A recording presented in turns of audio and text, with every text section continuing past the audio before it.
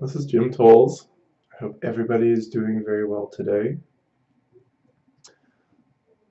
We'll just give everyone a minute to be signing on, settle in.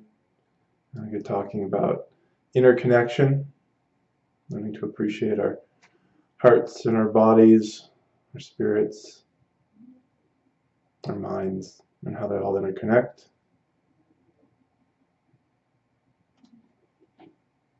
For those of you who are new, you can interact with me through the chat pod.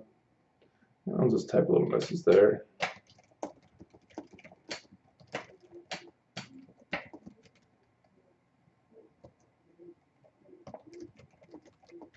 And please let me know that you can hear me.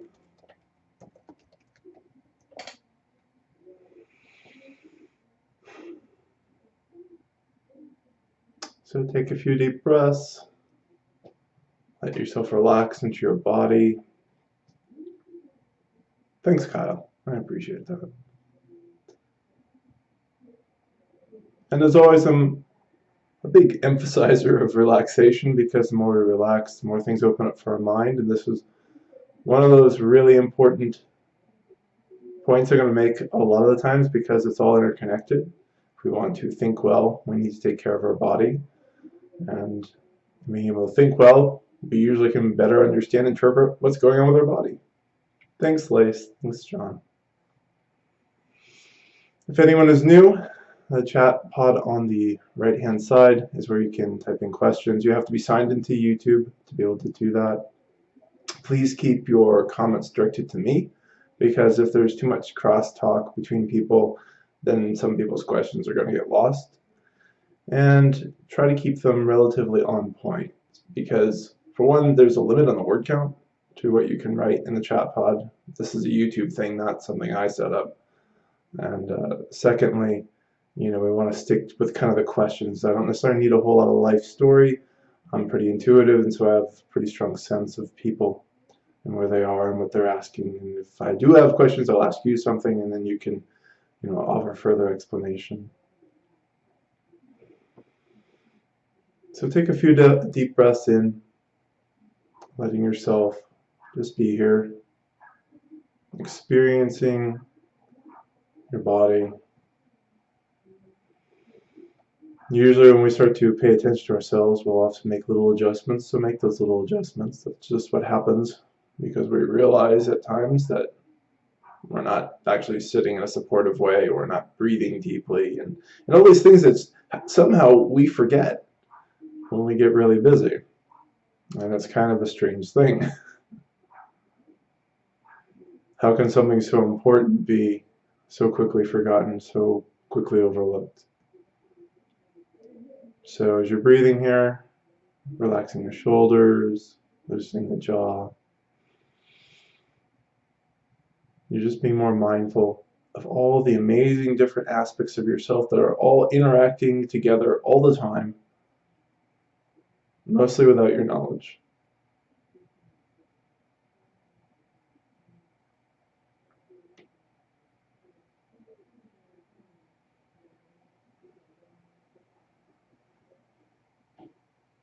And take a few more deep breaths to just kind of draw the breath deeper into the belly. Hello, Priscilla. We're sitting and breathing before I get talking. And part of this too is to open you to what I'm going to share, because I'm going to be speaking to you in many levels as well. It's just how I am. It has nothing to do with doing particularly magical things. It's just the more open one of us is, and when we talk and share, it comes from the heart, body, mind, spirit. Like all of that just kind of moves. And the more open we are to it, the more ways we hear. We hear the emotional truth. We hear the physical truth. We hear the energetic and spiritual truth. Too often we're just up in our heads, and so we don't really hear more than that. It's all just words. It becomes concepts. I was talking to one of my students yesterday, and I was talking about, you can learn how to dance by watching a YouTube video, but can you dance? And generally speaking, no. You have to physically do it. You have to honor the physical part of awareness.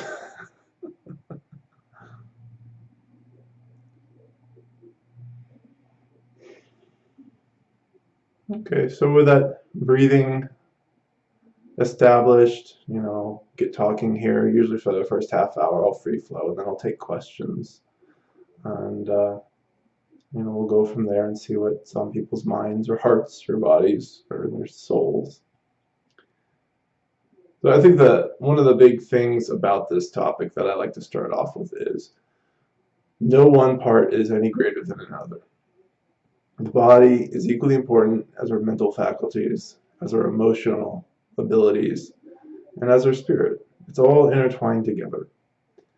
But too often in Western culture right now, we are very much overemphasizing the power of the mind. It is in so many different things, and what that ends up doing is making kind of an inner abusive situation on ourselves, simply from this concept of mind over matter. But that's never been the case. And the mind is a product of the brain, which is matter. And if anything happens to the brain, whoops, you're in for a very different lifestyle. And even with these wonderful advances and awareness around neuroplasticity and how the brain can repair parts of itself, there are limitations. In terms of even being active, as people move into their 40s and 50s, you can't do the same things you could do when you were a teenager or in your 20s. The mind can want to do that all at once, but it can't.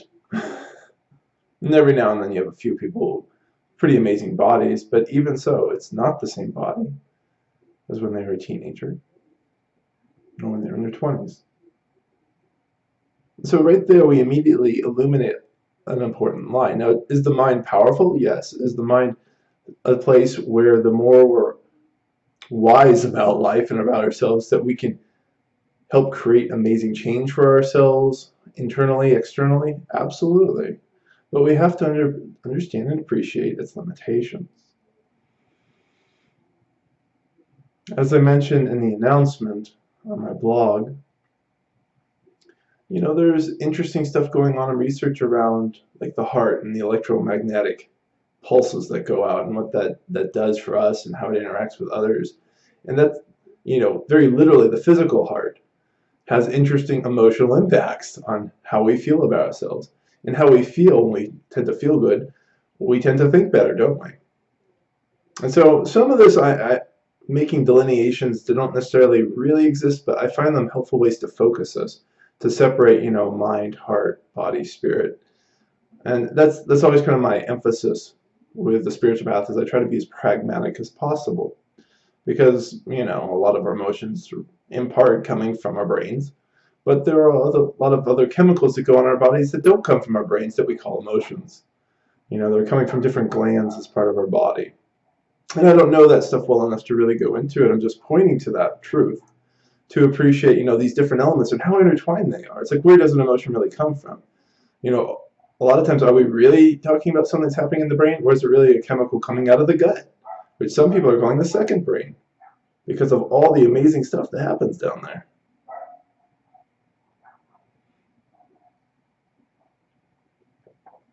And so you really start to appreciate this vast interconnected web inside of us.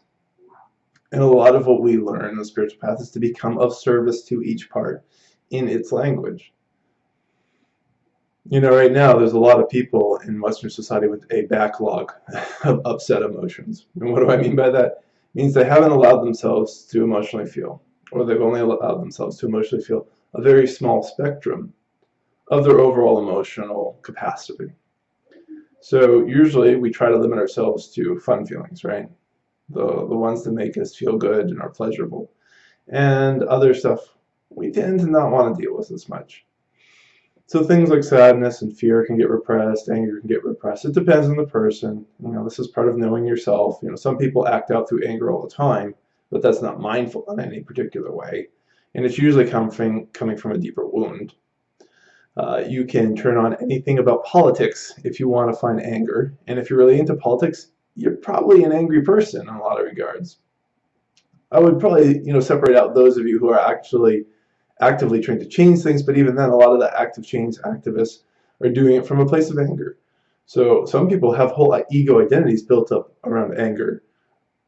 So working through the backlog of emotions around an issue like that would deeply undermine the ego, which is a good thing, but that ends up radically changing someone's life. You can take somebody who's actively working on a serious issue like child abuse. I read a statistic yesterday that said like 5 children die of child abuse every day in the United States. It's a serious problem. But, if somebody's trying to fix that through anger because they were angry about what happened to them or some other situation they saw, then dissolving the anger inside and the pain that's underneath it, suddenly that person may not want to do that anymore. And that can really, really mess with different people's ideas about themselves and create a lot of confusion because they thought they were doing something really helpful and they are. But I think in general, the thing that matters most is that we all kind of drop into this place that's most natural for us, because that's where we can most deeply support ourselves and be deeply supported and deeply support others. And so that's kind of where I see a lot of these things going. As a spiritual teacher, this is just very natural for me. I'm not forcing, I'm not doing it because I'm angry at the world for not being conscious enough. And there's some of that out there. Or some people do it from a place of sadness. They're so sad that everybody's, hurting out there. And, so it's a corrupted choice. Right? And these are very much mental decisions. So it's a lot of times we're not listening to our heart and our body. If we're not doing that, doing work that doesn't support us, that interconnection starts to talk to us because we get heart sick from dealing with things that we're not it's not appropriate for us to deal with. Another metaphor I sometimes use is like the cactus. It's like the cactus was going to thrive in the desert. If you put it in the rainforest, you're going to drown the thing and probably kill it. I don't know if that's always true for all cacti, but that's that sense of being in that space that's most natural to us. Everything, heart, body, mind, spirit, align.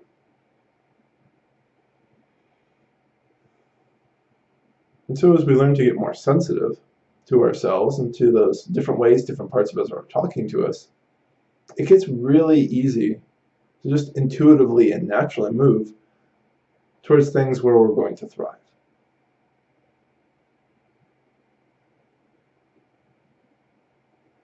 The big step, though, really is trying to get the mind to be open enough to accept that there are other ways to experience oneself, to learn about life, that there are other levels of wisdom.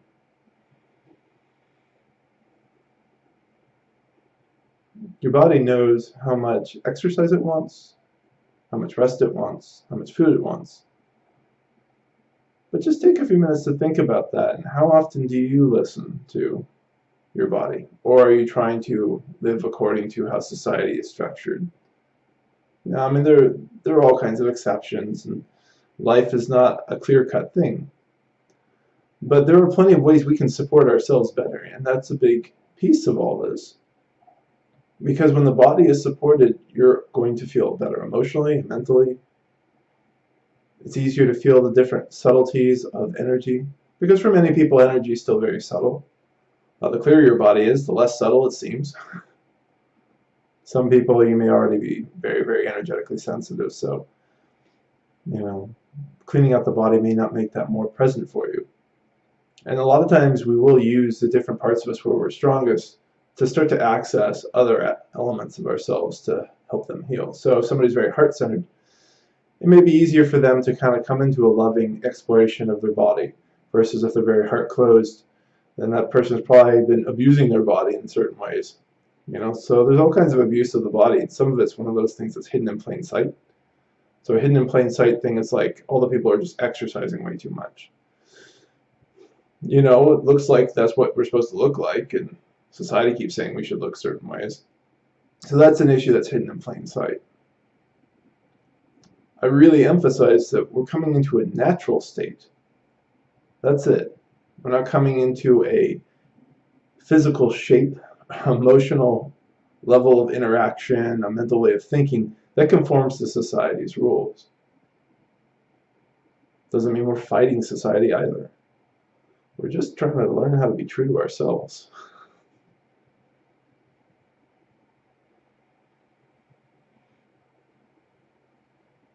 So I really feel like emphasizing the body and the role that plays in us, because this is our vehicle. This is what we're driving around in. And if this vehicle is breaking down, is smoking out the back, and, grinding gears, everything else gets a lot harder.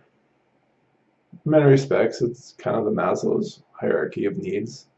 Those things that at the very bottom level of survival and taking care of yourself have to be addressed. But even when we're kind of addressing at the very basic level, you often aren't doing it particularly well. So that optimum health is kind of part of natural health, I think, because it's just obvious after a while. But it may not be obvious at first. So we can use the mind to explore. We can read things. We can talk to a nutrition, we can talk to our doctors. There are a lot of elements that we can use from that mental state to start to understand the body. Now you understand this is a different perspective than trying to force the body into an idea. It's now trying to understand the body in its terms and figure out what's right for you.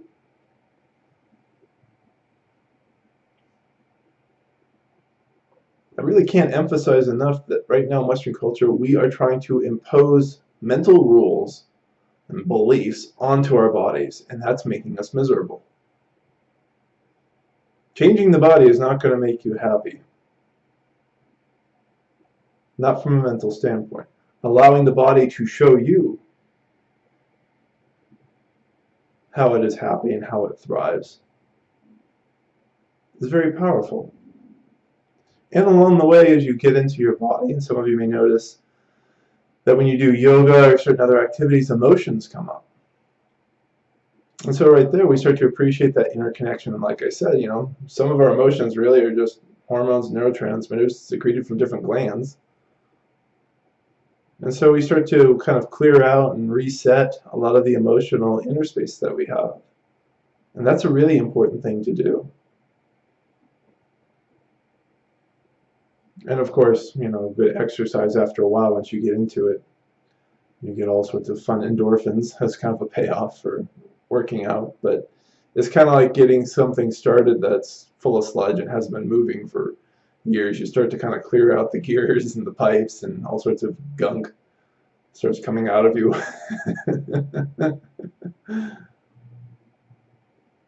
And so, once again, the mind isn't really doing that much in a situation like this. It's now moving more to a place of service. Say, okay, here's this gunk, I'm going to allow it.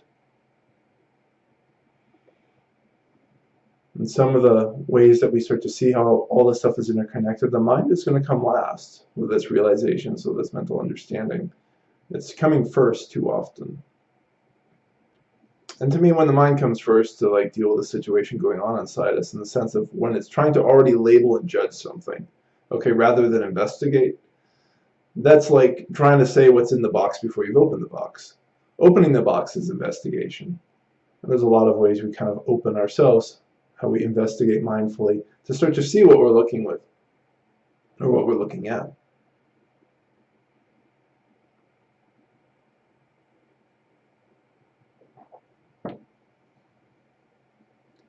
For those who are energetically sensitive, there are things that start to move within us as well as the body opens up, or they may already be moving you towards taking care of your body. So these are all different access points into ourselves.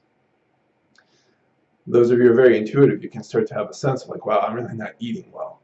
More so than a physical sense, which can sound kind of strange, but as I said, everybody's different.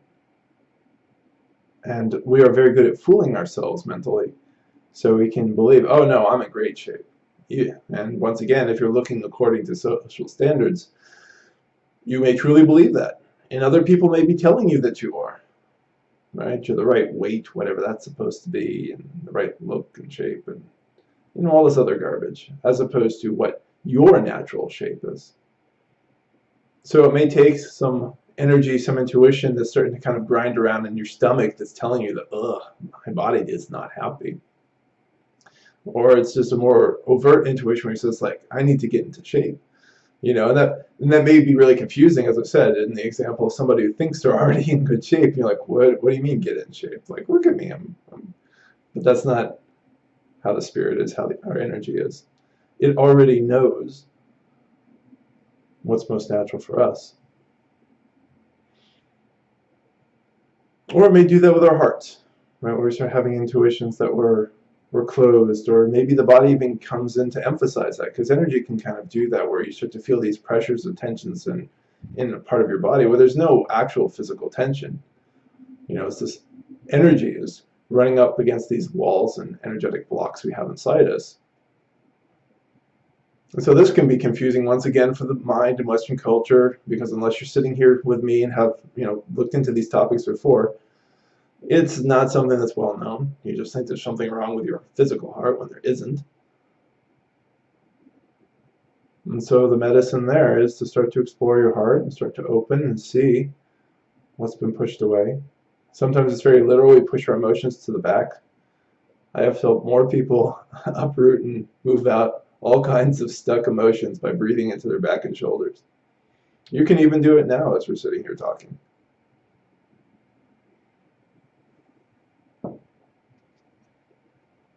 And that's the beauty of interconnection, is that emotion, that energy, that physicality can all come together in those tensions. And we can focus on them. Whether it's like the example of in the front of the chest or in the back shoulders or any other part of the body, really. Usually the trunk really works well. So anything in the torso down to the hips. I usually don't get into the extremities too much. But it's not to say that you couldn't visualize breathing into your wrists and have an issue come out there.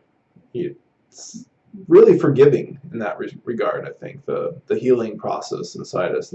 There is room for all sorts of ways of accessing ourselves. So you start to breathe into the back and shoulders and you open yourself, and then pretty soon a part of you will decide it doesn't want to open, and that's usually right before something starts to come out. So that's another one of those spaces where I say take the extra breath. Take another deep breath in, right when a part of you wants to close down, and see what moves. And it's pretty much always vulnerable, that you don't know what's coming out of you. The mind, however your mind is formulated, is going to say all sorts of different things about why you shouldn't do it, you're not going to be okay, or whatever. But this is why I also help people remember to do these things in a safe space, because then you can't blame the external world. We're very good at blaming the external world for internal feelings, for how we feel in our bodies or our hearts or how we're thinking. Right? We're a culture of blamers in a lot of regards. So a big aspect of appreciating this interconnection will move you towards more self-responsibility, that you are responsible for your inner space and for the way you take care of it or you don't take care of it. And while ignorance is horrible, hopefully after this webinar and the stuff that I have on my blog and other videos and other things people are saying will encourage you towards greater investigation, greater self-responsibility.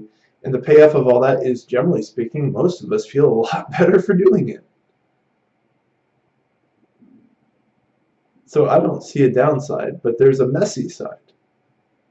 And moving through that messiness is important, because that's how a lot of healing is going to happen. And when you get to the core of an issue, then you'll stop recreating those issues. So if you're always closing the heart, that tends to have repercussions. So a lot of people emotionally eat because they're trying to make themselves feel good emotionally because their heart's closed. And so we are far too confused in our minds thinking that love comes externally too. So this is how that interconnection can make a really nasty heart block. So now you're eating really poorly, and that makes you feel worse, because sugar, that's usually the thing that a lot of people go towards. It's not the only thing, but we'll use that as the example. It's a very short-lived feeling. It causes additional physical problems. You can potentially cause yourself to get diabetes. You can definitely get a lot of weight gain. And then, you'll have more mental ideas coming and say, well, it should be overweight. And so it just keeps building on itself. And this all starts around a heart closure. And a heart closure is usually not like the core issue. It's hiding other core issues. And so you've got to clear out all this other stuff. You have to appreciate that space. The interconnection in healing is at times a clearing out, a purification, to open yourself enough to get to the heart block, to just get to that place. And then to start to open to that, and to feel all the things that start to move out of you and come up, and to explore it and investigate it. And the mind really is getting retrained in this whole process. We're starting to realize that it is a powerful tool. And that, in some respects, has been misused. And that's part of the reason we can be in such powerful pain. But we can reform it. There's nothing wrong with the mind. There's nothing wrong with thinking. It's just how we use a tool. It's the way some of you may have heard me say in the past. You don't paint your walls with a hammer. That's the wrong way to use that tool. If you want to pull out nails or pound in nails, that hammer is fantastic. But if you want to paint your walls or cut wood, you've got the wrong thing. And that's very much how we're using the mind. We're using the mind to try and control our hearts and control our bodies, and it makes people miserable.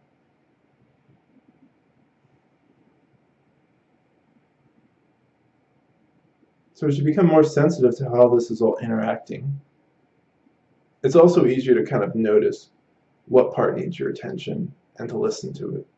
So when your body is talking to you and you're working on an issue, just relaxing, you're feeling like a tension in your stomach that has nothing to do with lunch. That's one of the things about these things in our bodies is if it is a physical issue, it's going to stay in the area. It's going to stay in your shoulders, your stomach, whatever.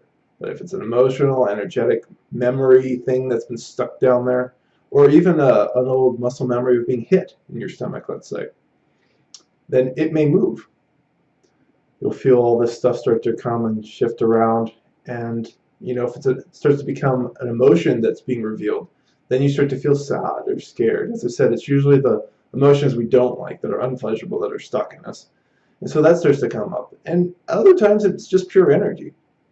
It just moves, and so there's this tension and then this release and this energy. It tends to come up, it tends to rush and comes out, and then there's a release. Right, and at the very end, you may use your mind to say, okay, this is what this was, if a memory comes with it. Sometimes a memory won't come with it. It'll just be the release. It was that you need to acknowledge this physical pain and the energy of it, or the physical pain and the sadness and the energy of it. And so that's really appreciating those levels and the healing they need to do. And that tends to be the healing I help people most with, because mentally we've got plenty of resources to understand the mind. And as we learn to appreciate this interconnection, we start to better appreciate how to use our minds to access ourselves. And so just making that openness to notice and be sensitive to what's going on in our bodies is an important doorway.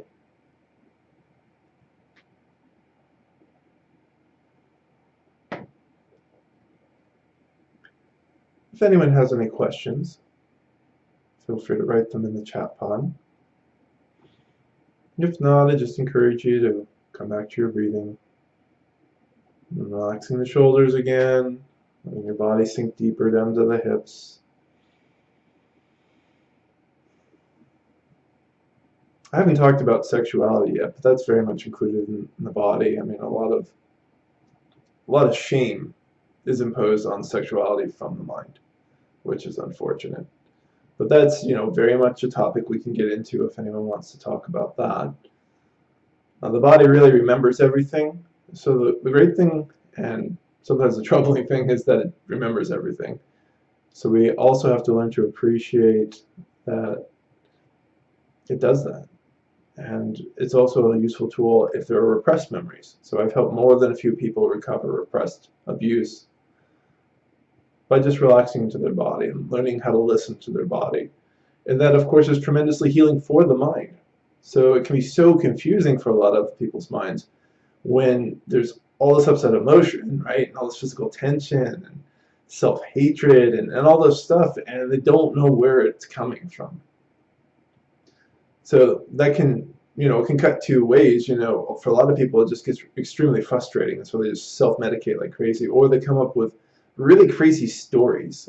Some people in the spiritual world really get into the other lifetimes thing and say, well, it's another lifetime doing something to me. And I always say, let's not get to the other lifetimes until we've really, really investigated this one. And so there's a deep healing that can happen as somebody relaxes into their body. And I remember an abuse of some kind. An abuse is pretty obvious. It's going to show up wherever it happened. The body, if you got hit in the shoulder, it's not going to remember that pain in your foot, because it didn't get hit in the foot, it got hit in the shoulder. And the same goes with sexual abuse, that people, as they relax in, just spontaneously start to feel what's going on in whatever way they were sexually abused. It's very literal in that way, and the fact that somebody's relaxing is really a key part of it because they're relaxing, right? They're not trying to make anything up.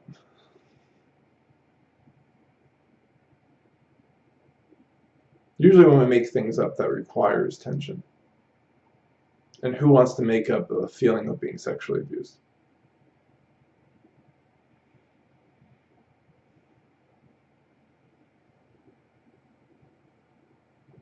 Often too, when we talk about interconnection, we think very externally. So I hope today's topic is, those of you who are thinking of any questions you may have, really helps you to appreciate that interconnection includes what's going on inside us.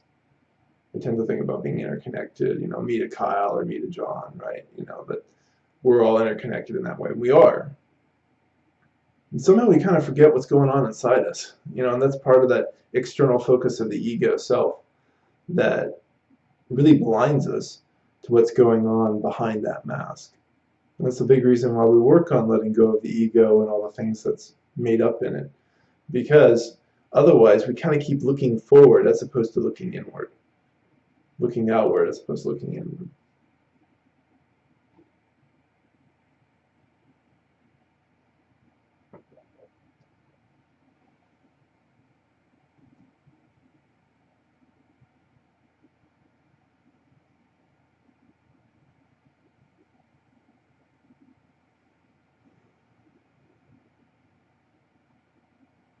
And appreciating how interconnected we are inside of ourselves naturally leads us to a better understanding of how we interconnect around in the world. So that goes back to that metaphor of the ecosystem I was talking about.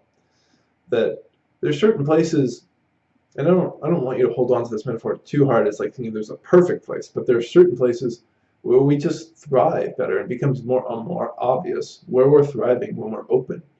An open heart, sees so clearly. An open body sees so clearly. You start to actually get physical senses when you're in different places of how this energy is interacting with you. And if you really want to be around that energy. When we're shut down, you have no idea. So it's like having closed eyes wandering around. You just keep bumping into stuff and then you're confused, like, why am I bumping into things? It's like, well, there's some stuff here. And that's just something that you need to open your eyes and see and then accept. Is this something I'm going to deal with and want to be with? It's like if you move to an area where there's a lot of crime. It's like you can't wander around blindly just thinking everybody is ultimately love. It's like that's true, but that's not how they're behaving in their human self. And there are certain trade-offs to being in that area, and it's fine if you feel called to bring love to downtown Detroit where there's crime. I don't know if there's crime in downtown Detroit. I'm just using it as an example, right? But that's just a different way of engaging. And if you are, then you will on a certain level thrive in that space, and you can feel that within yourself. And then all your friends will be like, what are you doing in such a crime-ridden place? But it's just right for you.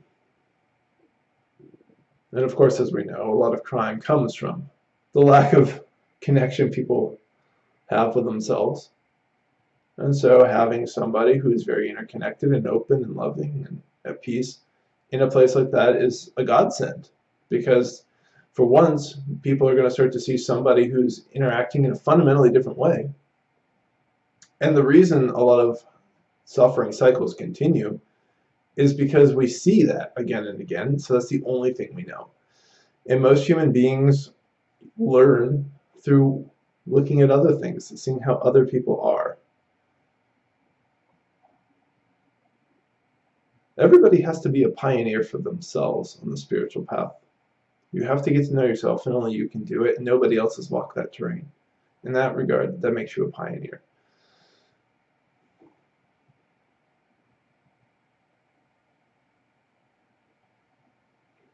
But for other people to even know that that's possible, they need to see other people who have already walked that path. And so in that regard, if you're open and you're clearing yourself, walking into those spaces where there's lots of crime, as I'm saying, is a godsend for other people, because they might actually start to see and want to replicate and, mimic some of the things you're doing and start to understand why you're so at peace in this area and why you're so full of love and kindness, right? When all they've been seeing for most of their lives is violence and anger and fear.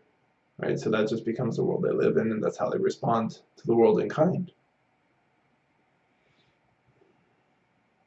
So there are big repercussions for really appreciating this interconnection and cultivating that space of openness inside. Sometimes when I'm talking about the spiritual path these days, I really like to emphasize we're just scraping crap off of a masterpiece. You are a masterpiece. It's as simple as that.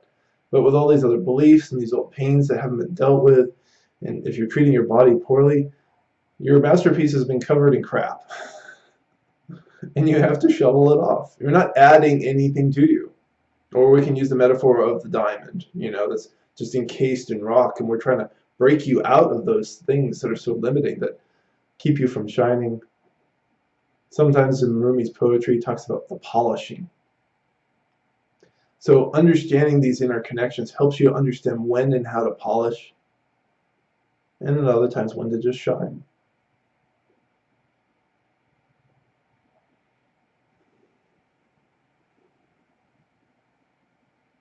If you've been stuck living in your head most of your life, now is a great time to start paying attention to your heart and your emotions.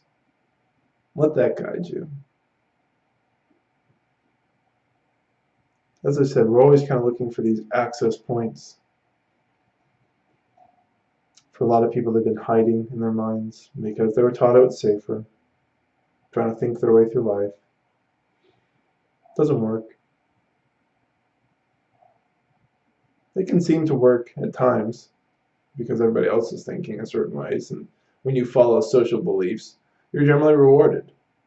So like if you grow up and you get lots of good grades, right, you're conforming to how society wants you to think, you get lots of rewards. And that's one of the illusions that we create for ourselves in society that is quite surprising, that we seem to think, oh no, I'm succeeding, but we may not be. We may not be somebody who wants to live our lives just in that way, in that mental way. But when you've got so much positive reinforcement from society, it's difficult to really pay attention to maybe the negative impacts that are going on inside of you because you're so distracted. Or you can put it with athletics where somebody's really involved with their body, but maybe they're not really honoring it. So they're a big linebacker or something, and they're just leveling people on the field, and everybody keeps cheering them and then giving them scholarships to go to a college, right? But so many, especially men, I mean, women I think are catching up, unfortunately, in this regard, are destroying their bodies because they're not listening to their hearts or their bodies. Their minds are just imposing this on the physicality, and then everybody's rewarding them for it.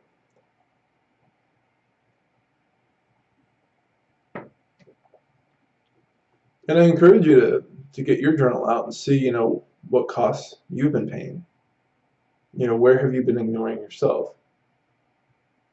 Because as I said, it's important to know yourself. You're the only one who can pioneer that inner space for you. People like me just point the way.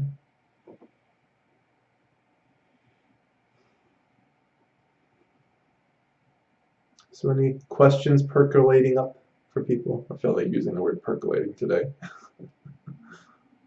This is what you do with your writing degree. Although, in many regards, on a completely side note, I have used my writing degree pretty effectively since I blog so much. And that's pretty much the reason most of you have found me. Although, lately, some people have been finding me through the videos on YouTube. I'm trying to do more of those again. Hi, John. It's good to hear from you. There's such dietary abuse in that sports business, too. Trying to keep up a certain weight and muscle mass as well. Yeah, that's absolutely true. It's terrible. Right, because it has nothing to do with what's right for the person's body. And, there's some extreme issues with, like, offensive linemen in American football right now. It's just, crazy. And John also says that an addiction to overeating habits, when no longer in sports. Yeah, that can definitely happen. So it would be interesting, if more and more of us really were listening to ourselves and our physicality, what would happen to a lot of sports. Because so much of that pushes that. It doesn't mean that some people wouldn't be naturally inclined towards athletics and towards, sort of extreme levels of competition. I mean, we've got the Olympics going on and stuff like that right now. But I don't know. It'd be just really curious Some people do thrive in those things. But, as far as the overeating or referring to dietary abuse, the substance abuse, and all the stuff that's going on that's getting dumped into the body, no, it's not natural in any way. It's not necessary for the body, and it doesn't take someone towards optimum health. It actually just takes them more towards abusing their bodies in different regards. And I think somebody once said to me, the heart has only so many pumps. So the more pressure you put on your heart, that's just shortening your life. So there's an appreciation, it's kind of one of those appreciating the infinite and the finite, and the body is a finite thing, and we have to learn how to appreciate that, because we only get this one for this lifetime. Thanks for your comments, John. What else are people thinking about today?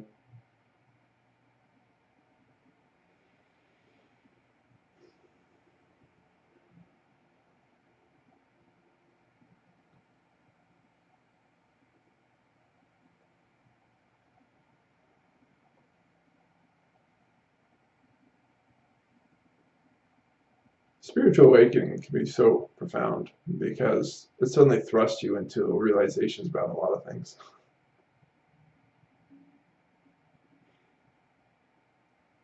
Right, and so we start to see how it's all interconnected, and we see how we're not honoring it, but it can be so jumbled when you're getting it all at once. So for those who haven't had an awakening, generally I try to help point you towards the most gentle way to take care of yourselves and to open yourselves, because having an energetic explosion inside of you, it's a lot to handle, and it really becomes a full-time job. It's just what you end up doing and having to investigate and to move through. Every now and then I run into people who manage to somehow avoid doing that inner work, and that's unfortunate. And it usually makes them feel pretty miserable in the short term until things calm down enough that they can go on with their regular life, even though they don't really understand what life they really care about. So all this stuff really just takes you towards sort of an optimum level of living. And it's not a perfect way of living, and it has nothing to do with social standards, but inside of you, you know how to thrive. That's really it. It shouldn't be a secret, but I think some people think it is.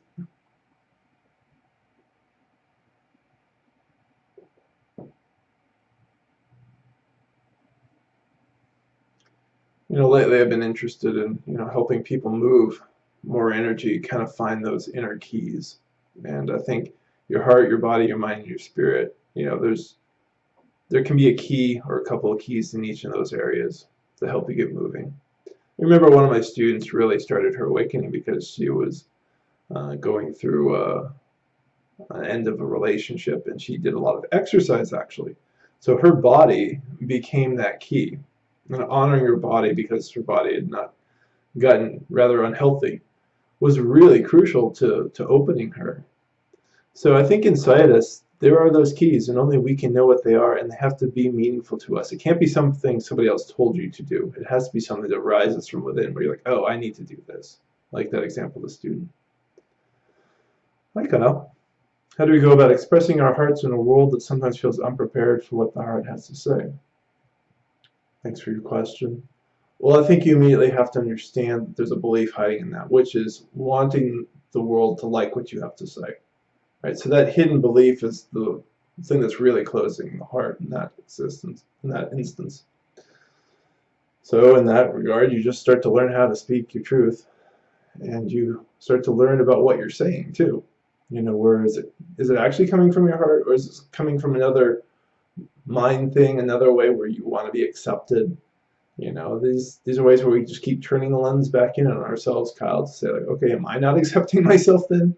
Then why am I not accepting myself? And then the ego will come up with a bunch of ideas. But this is why we also keep paying attention to like, what's the actual emotion we're feeling? What's going on in our body?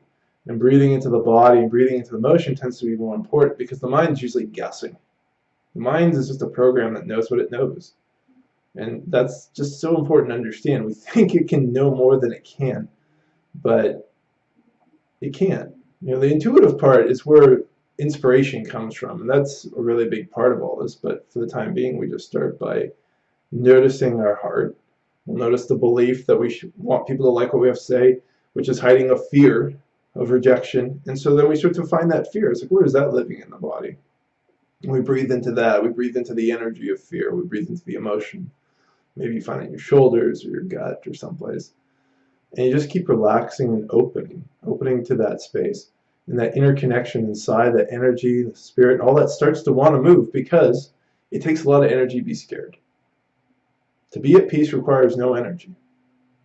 It seems like it does because we're so invested and so consistent every day, waking up being scared and angry and sad, and forgetting that we're scared, angry, and sad, and numbing and getting busy.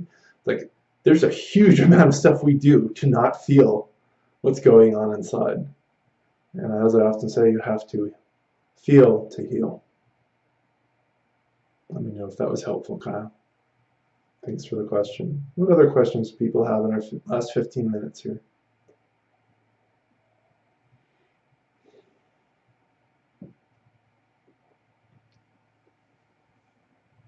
The problem is people don't want to feel. Right? And they don't think they can handle their feelings. They don't trust themselves to feel their feelings. So, especially, something like a repressed trauma, like I've mentioned before, all that stuff tends to stay stuck down there because people aren't dealing with it. It doesn't go anywhere.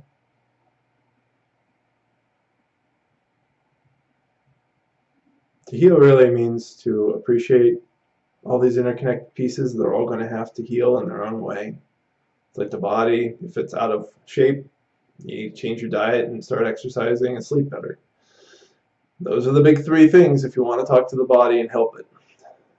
With the heart, you just learn to start expressing your emotions. You find a safe space, a support group, a therapist, good close friends who are willing to let you be messy, and you be messy for a while.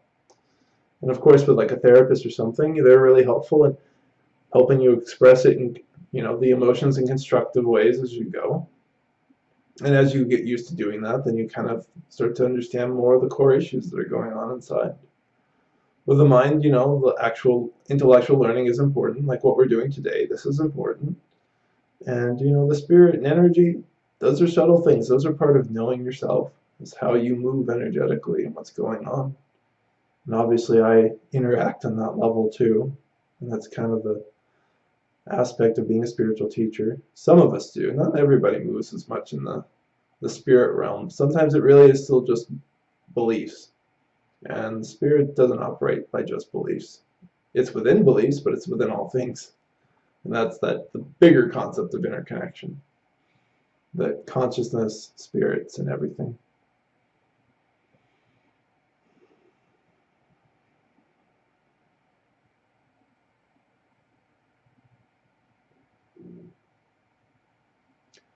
So are there any questions around like accessing different parts of you or particular areas where you're struggling that you want a little bit more advice today and thoughts on? With energy, we're pretty fortunate in the West right now to have all these energy healers that are popping up, and they're not all the same. But for those who are sensitive in that way, it can start moving things. And with the amazing internet, we have all sorts of tools to help us start to move things. But it really needs to be done mindfully. If you're somebody who's very sensitive or kind of is, let's say, emotionally or energetically precarious, right? That you can be easily stirred up, then I really encourage you to find a good teacher that you trust to help you build a practice that's going to be gentle and supportive to you. Because you can kind of blow yourself up, but to no good effect. If you're too freaked out by all the energy and emotions that are coming up, then you're not going to process them mindfully. You're just going to want to lock down as soon as you can again. And that's happened. I've seen that. Every now and then somebody will have done that to themselves and they come to me. And I actually don't work with them at first. I say, we need to get you calmed down first, and then we'll go in and see what's going on, what got blown up in the middle of the room. And this too is part of knowing yourself and appreciating yourself and how you move. Some people can take a huge energetic hit and absorb it, and others can be moved by it, and others are just destroyed by it in a certain way. And while that destruction can be a powerful time of renewal, you have to be prepared for it first.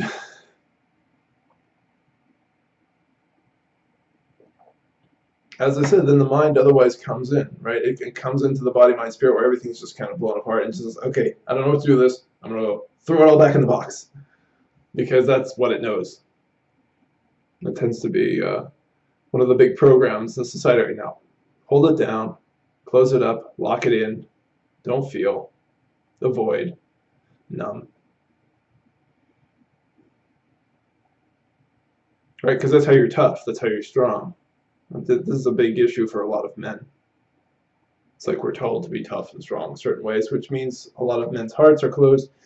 And, there's plenty of women's hearts are closed too. And so, in that way, like parts of us, it's kind of strange, will be so immature and so young. I mean, we can be 60 years old and have the heart of a child because we never really engaged with it. We never really allowed the expression of it. We don't know how to move in places of love. And really, if you cut yourself off from whatever you're calling negative emotions, then you're cutting yourself off from more of the positive emotions. It's a spectrum. And your heart is open to all of it. And so if you cut off one end of the spectrum, then you're cutting off the other end of the spectrum. And if you keep having more upsetting emotions that you don't want to feel and you keep cutting that part off, then you keep losing more and more of that emotional range until you hardly feel anything. That's a very sad truth. And so by the time you're 65 and you've been avoiding all your emotions for all your life, let's say you've been in the military, which really doesn't encourage emotions for anybody. Now there's this huge, huge backlog, all this pain and suffering, regret. So opening up to it at that point is just miserable. It's not a fun thing to start to process then. So the sooner you can embrace healing, the better. And of course, that's more of an extreme case. Not everybody's been that locked down. But it can be surprising what comes out of us. And yet, because all this stuff inside is interconnected, we have so much more support than we realize from ourselves. And one of the biggest ways we really access and allow the heart, body, mind, spirit is through the breath. The mind starts to learn that if I breathe, my body's going to relax. My emotions will start to kind of self-regulate themselves. Energy and the spirit moves all through the breath. And so whenever difficult things start to come, we learn to go to that space of interconnection, which really is just beautifully done just through the breath. The breath, I think, is particularly important because sometimes people just think, well, just go to an energy healer and move energy around. Because that doesn't necessarily get your breath involved. I mean, a good energy healer would have you breathing deeply and relaxing to get that part involved. But on your own, you just come back to your breathing. You're like, breathing in, breathing out. And things just start to shift and regulate and open up. And we get oxygen into all those areas of ourselves that we need to get oxygen. So I think that's one of the fundamental and most obvious and most regular, most present every day of your life access points to opening is your breath. And that's why I do so much of it with my students.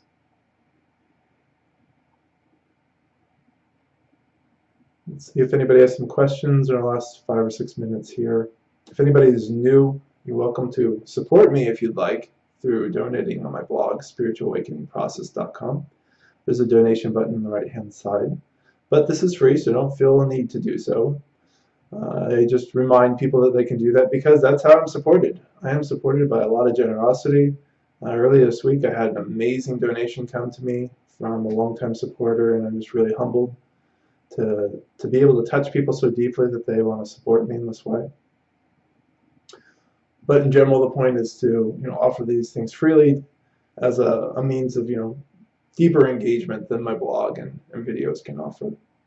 And of course, many of you know that I do one-on-one sessions, and that's a by donation thing because you have to pay the bill somehow, right? And we can go into greater depth there, and I can help anybody understand some more around this interconnection and your access points, because I think that's just becoming a really interesting thing to me right now. So we do have these access points, and usually when you kind of hit a couple of them, things start moving, and when things start moving, you want to follow it. There's a part of you that knows the way home, and it knows how you want to go home. And I'll always say, you go within, you can drop the ego and surrender at any time you want. This is absolutely true. But it seems like a lot of us kind of have our own path to doing that. It's kind of a spiral where we kind of circle our way deeper and deeper into ourselves. One of the ways that I got started was almost 10 years ago. It was just before my awakening, so I kind of had a preparation period. I didn't realize I was preparing at the time. And it was accessing my heart, it was accessing my mind, and it was accessing like community. So being able to start sharing about spirituality outside of my family, who was the only ones that I'd ever talked to about this. So those were 3 important access points, and I didn't realize I was turning those keys at that time. So I think as you get to understand your heart and your body, your mind, your spirit, what you need there and what supports you there, you will start to find certain access points. And maybe it's yoga for one person, but not for another. See, this is why you cannot overgeneralize some of these things.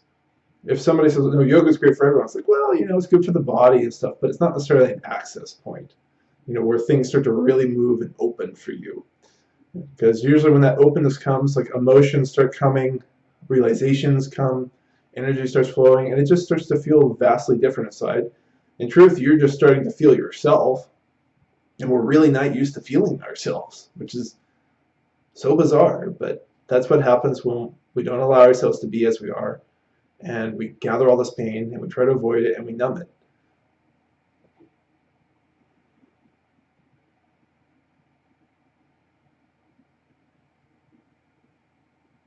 So appreciating the heart, body, mind, spirit, interconnection within you, as I said, helps you to appreciate it, how you're interconnected around you. And it leads you towards just living and being as you are, and being alive. Hi, Kyle. Sometimes I feel guilt around the privilege I have in many areas of my life.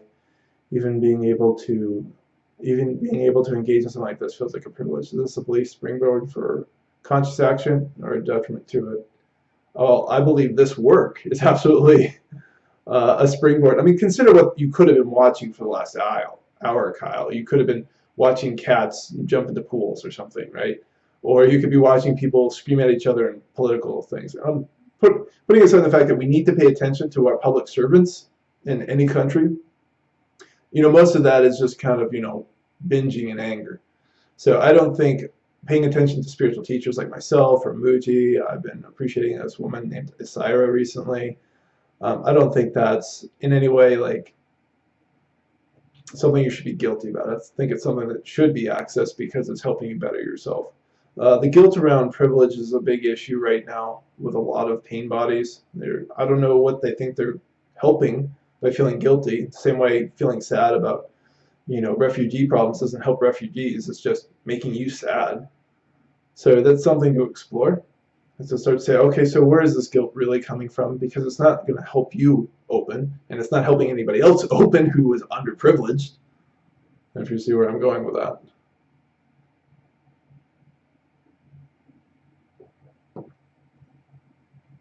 I always think the best thing you can do is take advantage of what life has given you, live it to the fullest, and pay it forward. Help others. But help yourself first, because the more you know yourself, the better you can be of service. And like I said, you can find your place in the ecosystem where you will be of best service. And maybe that's simply as a trucker, right? It doesn't have to be some huge purpose. That's another ego idea. And that also arises from lack of self-worth and other things that hide underneath that we think we need to do something extraordinary. But just being ourselves is more than extraordinary enough. Thanks for the question. Well, I think we're coming to an end, everyone. It's a pleasure as always. You can always find me at spiritualawakeningprocess.com. Next free talk will be in 2 weeks. It'll be at 6 p.m. Pacific time. I'll be talking about integrating your awakening. It's a topic I often return to. And feel free to stay in touch through my newsletter, through my blog, and of course, if you want one-on-one sessions, you can find me through the blog. All right, have a beautiful day, everybody. Thanks for coming.